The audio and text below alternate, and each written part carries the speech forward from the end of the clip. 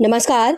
Satyarth news में आपका स्वागत है। बीएन परिवार और श्री राम सेवा मिशन द्वारा फतेहाबाद रोड स्थित जेपी वेडिंग स्क्वायर में आयोजित अपने अपने राम कथा के दूसरे दिन रविवार शाम अंतर्राष्ट्रीय ख्याति प्राप्त राम कथा मर्मज्ञ एवं युग वक्ता डॉक्टर कुमार विश्वास के हजारों दीवानों के रूप में आस्था का ऐसा सैलाब उमड़ा कि हजारों लोगों से खचाखच पंडाल भरने के कारण सैकड़ों लोग बाहर ही रह गए।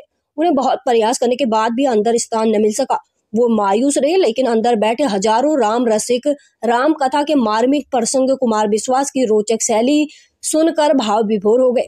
आंखों से आंसू की धारा बहती रही। जय जय सिया राम की गूंज के बीच अपने अपने राम की मधुर स्वर लहरी ने मन प्राणों को रोमांचित कर दिया।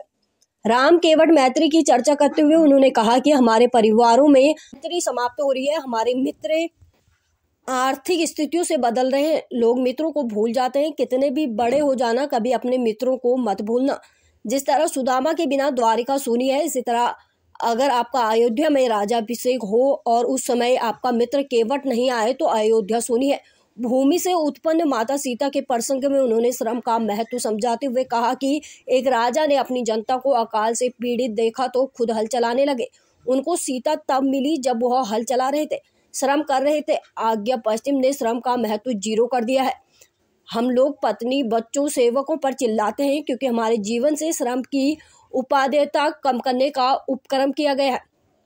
हमने श्रम को समाप्त कर दिया है। हमने राम सुने होते तो समझ में आता कि उन्होंने खुद पंचवटी में अपनी कुटिया खड़ी की थी। साधनों के भोग से शांति में नहीं मिलती, इसीलिए सत्यमेव जयते के साथ श्रम एवं जयते का नारा भी अब हमें बुलंद करना चाहिए। उन्होंने युवाओं से रूबरू होते हुए कहा कि आज पूरी पीढ़ी एंग्जाइटी की शिकार है। हर कोई जल्दी पाना चाहता है। आज के युवा को स्वयं पर भरोसा नहीं है, उसकी आस्तिकता समाप्त हो रही है।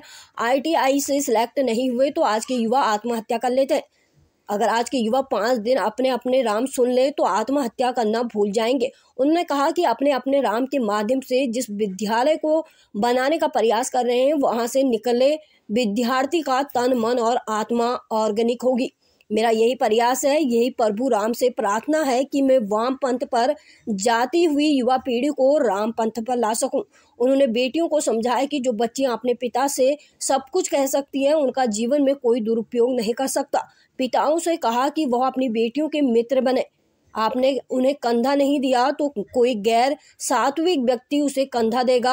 आपके घर की श्रद्धा किसी नीच पापी के सूटकेस में 36 टुकड़े होकर आपको मिलेगी। गौतम ऋषि और अहिल्या के प्रसंग में उन्होंने बताया कि इंद्र आज की AI तकनीकी के सहारे ही गौतम ऋषि का मायावी रूप धर के अहिल्या से मिलने पहुंचे। AI तकनीकी माया है, रावण मायावी है तो राम मायापति है।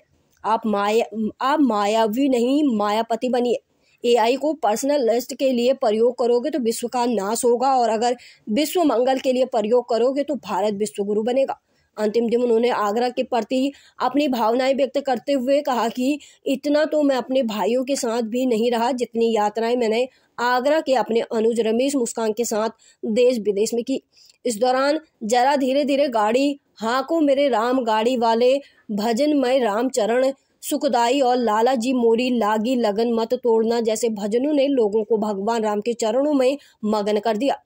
इससे पूर्व उद्घाटन के दौरान बीएन परिवार के मुखिया और श्री राम सेवा मिशन के उपाध्यक्ष अजय अग्रवाल, कानपुर के सांसद रमेश अवस्थी, पूर्व सांसद राम शंकर कठेरिया, राज्यसभा सांसद नवीन जैन, जिला जज विवेक सिंघल, श्री राम सेवा मिशन के राष्ट्रीय संयोजक सचिन अवस्थी, बाई के गुप्ता शारदा ग्रुप, अनुभव अग्रवाल, आयुष अग्रवाल, शुभम अवस्थी, आसिमा अग्रवाल, डॉक्टर प्रियम अवस्थी, अशोक चौबे एडवोकेट, संजय गोयल, अनुराग सिन्हा, अनिल वर्मा एडवोकेट और मनोज अग्रवाल पोली भाई प्रमुख रूप से मौजूद रहे।